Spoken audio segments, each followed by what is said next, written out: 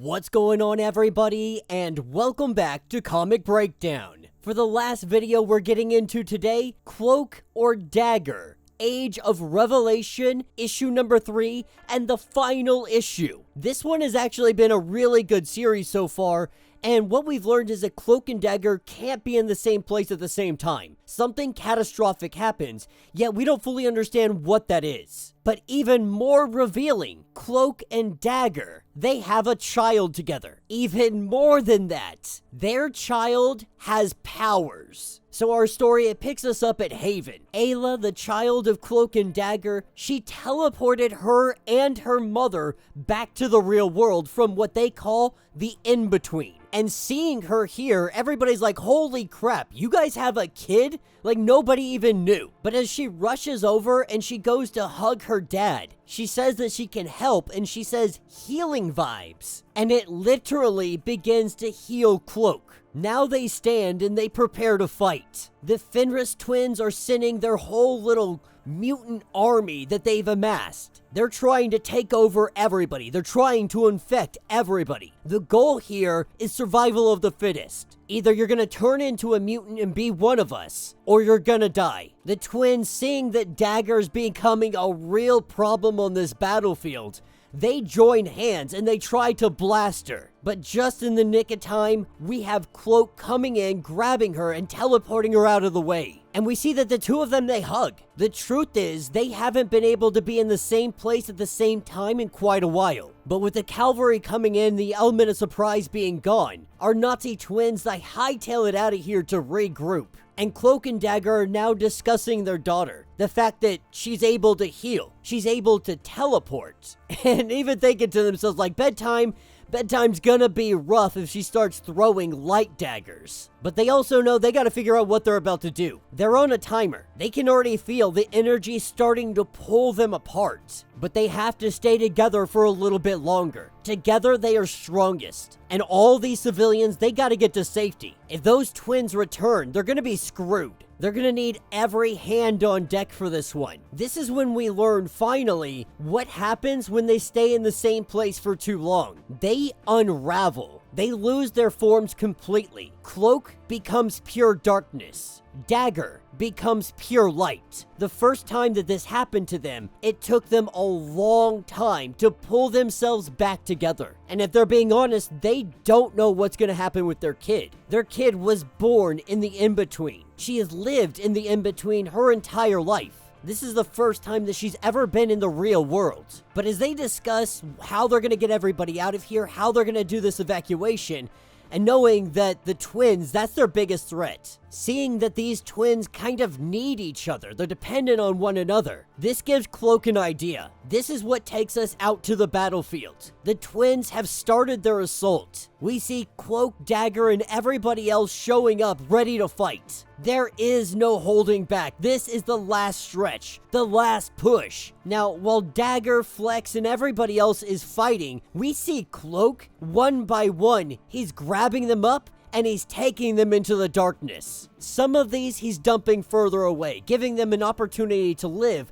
but not an opportunity to fight in this battle. This is when Dagger comes up against Jensen. And while she's trying to talk sense into him, she's trying to say this isn't the path. You don't have to do this. But he says that I've essentially become a monster. Look at me and look at what I've become. Mutant kind are the only ones that will accept me now. Dagger argues that you could work with us, but you're choosing not to. You're fighting against us. And so in that case, she flips him right into Cloak's darkness.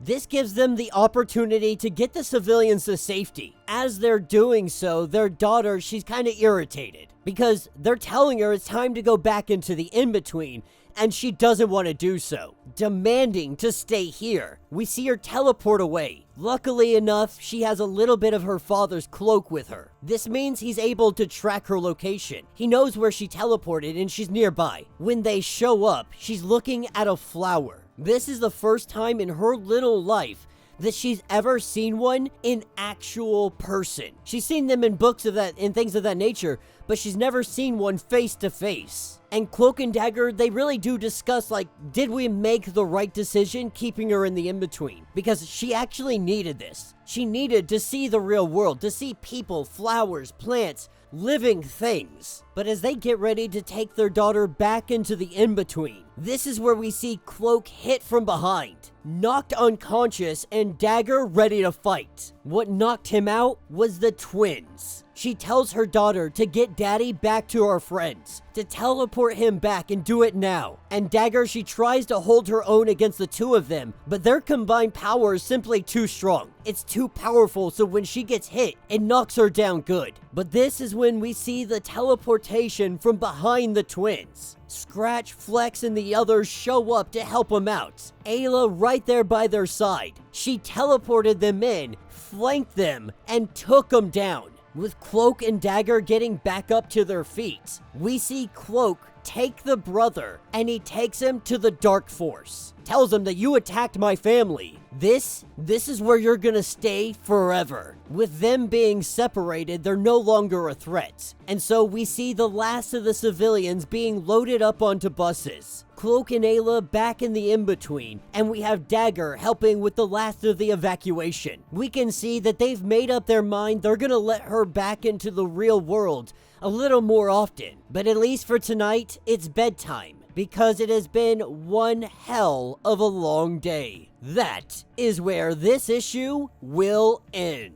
So let me know what you guys think down in the comments. I'm gonna be honest, I was gonna cover X-Vengers today, but after reading it, I was like, God, this is so bad. I need to go find something better to read, so I read Cloak or Dagger, and I was like, alright, this makes me feel better.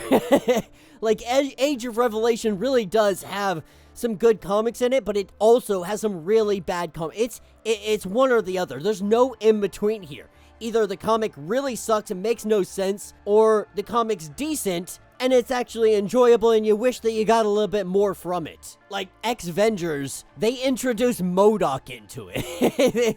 He's like, I've been sleeping for 10 years, but guess who's back? MODOK. It was just really disappointing. So reading this, if it was more wholesome. I love seeing Cloak and Dagger older, having a kid, and their kid, you know, kind of taking after them. It is also pretty cool that the X virus did a weird mutation that turns them into either pure energy or pure darkness. Like, that's definitely unique and something that I wouldn't have even thought would happen to them. But it also suggests that they can reform. So who knows, maybe in time, this is something they can control. Something they can actually get a grasp on. Imagine being able to just turn into pure energy whenever you feel like it. Or turn into pure darkness. Imagine having those abilities and then what your daughter may be able to achieve one day. This is definitely an interesting story that I would love to see continued on. Though the odds of us actually getting like a middle-aged Cloak and Dagger having a kid, we're probably far off from that. But it's definitely nice getting a glimpse of what's possible for them. But let me know what you guys think. Let me know your thoughts. Let me know your theories. If you want to get caught up on everything that's going on with this series, go ahead, check out the link in my description as well as the top of this video. That's going to get you completely caught up on everything that has been going on with this series. If you would like to support the channel, you can always do so by joining the channel membership. This is a lot like Patreon, having a bunch of different tiers. It really does help out the channel in a lot of ways. But if you can't do that, I understand. All you have to do to help us out is subscribe to the channel, like the video, hit that notification bell, and with that being said, until the next breakdown.